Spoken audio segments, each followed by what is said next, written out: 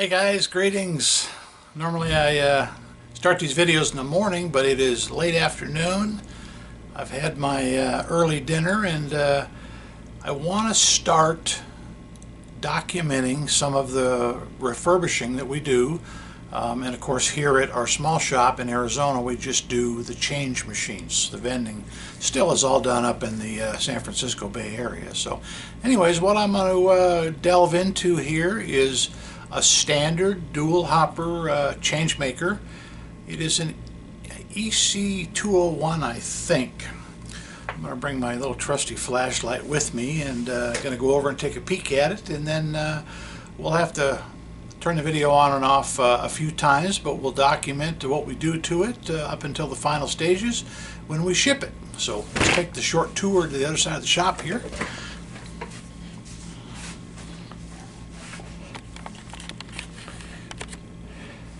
Alright, I'm kind of limited here on space, but this is one of our parts areas, as you can see. Believe it or not, I know where most of that stuff is.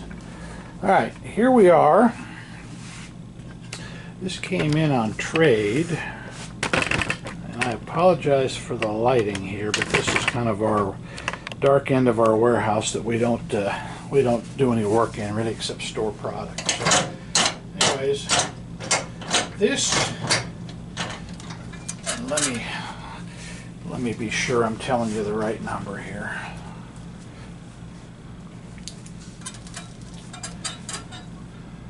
Okay, I think I was right. EC201.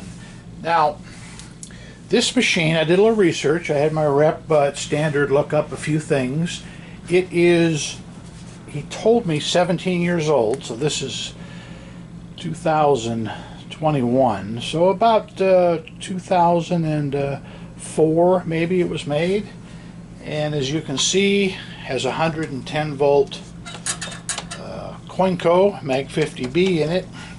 We're going to send it out with a MEI because, as most of you know, we are an MEI house. Now it's going to be real easy because see the connectors here? Actually even got one for Maca, and the one we're going to use is this one, the 3x3 standard pin. That's for 110 volts. We'll take this out, we'll put an MEI in there, and that's it. This is in pretty nice shape to start with. Doesn't need a front. We will give it a paint job, and like I said, it has a nice front. There you go, now you can see it. We'll give it a paint job and get it going and get it fired up and make sure everything's working and do a little cleaning and good to go. So stand by. Okay, we have the old girl plugged in. We haven't done anything yet because we have been searching for quarters, and I know we don't have enough, but we're going to try.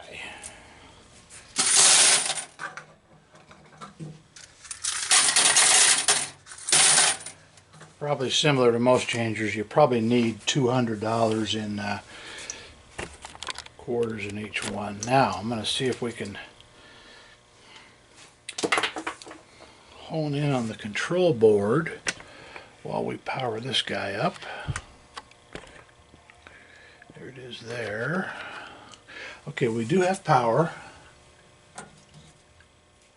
Well, you know what? Well, let's just think, let's gamble and say the fuse is good. There's a fuse here. I normally check them, but alright, fuse is good. As you can hear, the Coinco powered up. In my mind, it stacked a little slow. Now, not knowing standard changers as well as I know others, we have a solid green. Now we have two solid greens on top, and we have a steady flashing red. I think you can see those. Now the key is now, I don't even know if it's, oh no, it's out of service. It's got the out of service light on. So my thought is there's probably not enough change in there. So what let's do, just for kicks, I'm going to take out one hopper, and I'm going to put all the money in the other side. These are a little tricky as far as how they hoppers come out. Everybody always wants to slide them or tip them back, but they won't. You have to, it says down below here, somewhere I saw it said pull, oh yeah, warning. Oh, pull forward to tip. Okay, so here's what happens. You can't get your finger in there, okay? Now, this will tip and unplug. As you can see, what kind of plug-in it has back there. So let's do this. Let's put all the money in one hopper and see if it fires up.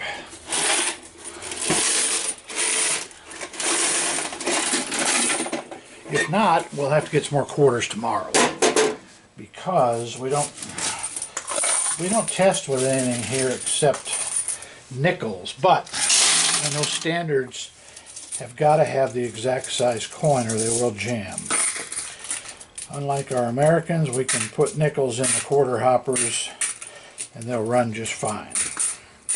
Alright, I wonder if we should, let's try it with the hopper not even plugged in. I do remember these.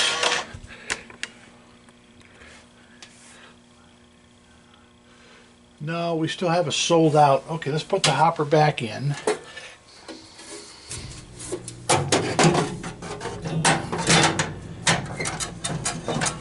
Down and in. Alright, back on. No, we still have an out of service condition here. I can see through that this light is on. So what we're going to do now, guys, is we're going to take a short break until the morning. Actually, we're going to get some more quarters and then fill them up halfway and go from there.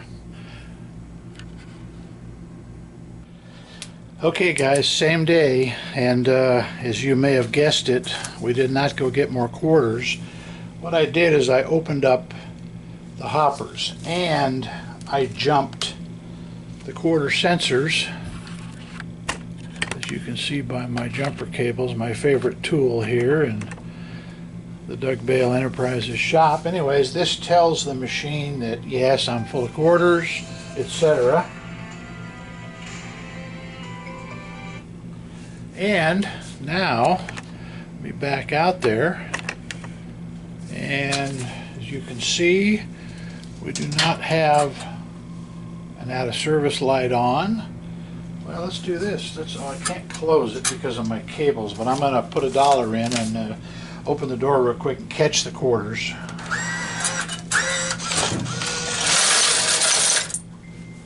There we go. $1, 4 quarters. So anyways, this guy here is ready to be cleaned, painted, and boxed up for shipping. And then we're gonna, like I said, we're gonna replace this Coinco, which is a fine unit. However, I much prefer to send my changers out with MEIs. So we will do that little conversion next and show you that that works. And as you can see, we learned something here. This fast paced red light, that is the OK symbol. In other words, there's a couple more sensors down below here in the hoppers, a little hard to see, and they should be, there's 3 of them.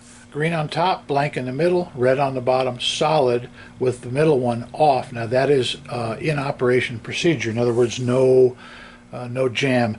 One thing that was interesting is when I took off one of the covers for, I can't remember, I wrote on here, oh, this is the left one. Anyways, I took off the cover, a quarter fell out. It was jammed right behind the entry plate somewhere. So that could have been the reason this went out of service when the customer finally pulled it in and traded it in. Got something a little different. So anyways, what he did is he went to a rear load in a laundry. Although this one here, believe it or not, never appears to have been broken into. And if they did it cleanly. They drilled the lock because there's no pry marks anywhere on the cabinet, which is a good thing. So, all right, stage 4 coming up. Okay, a little pre-paint job footage. I will be cleaning the hoppers tonight. I've got the, I can't open the door because the paper's in the way, but anyways, I'll be cleaning the hoppers tonight. Took the MEI validator out of there, and next time we show you this guy, he will have a brand new satin black paint job. Till then. Okay, we'll see how we did here on our Krylon paint job.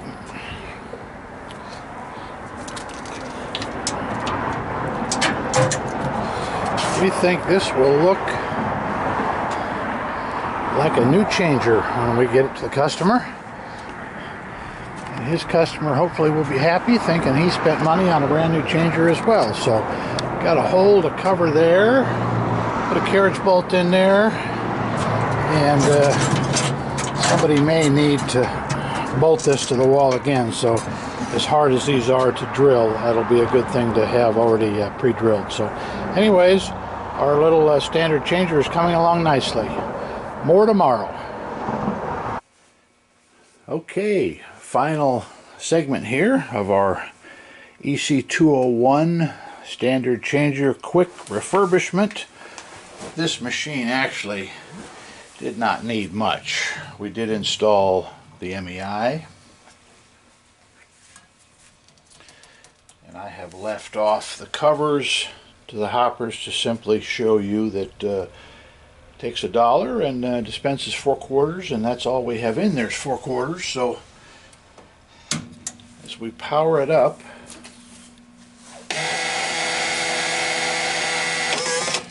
our MEI does its customary stack. We get the fast pulse, and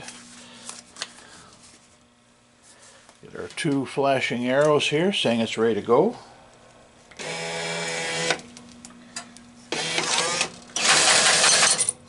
And 2 quarters out of each side. So that's pretty much a wrap here. We will button it up and get it in the box, shipped off to the customer. Takes 1s through 20s, and ready to go. Guys, we appreciate you viewing. Maybe you've learned something. If nothing else, you've had a little experience along with me with standard changers. As you know, I'm a distributor, and been with them now 6 or 8 months, and seem to learn a little bit each day. So guys, for now, Doug at Doug's World Tour, the vending channel, out.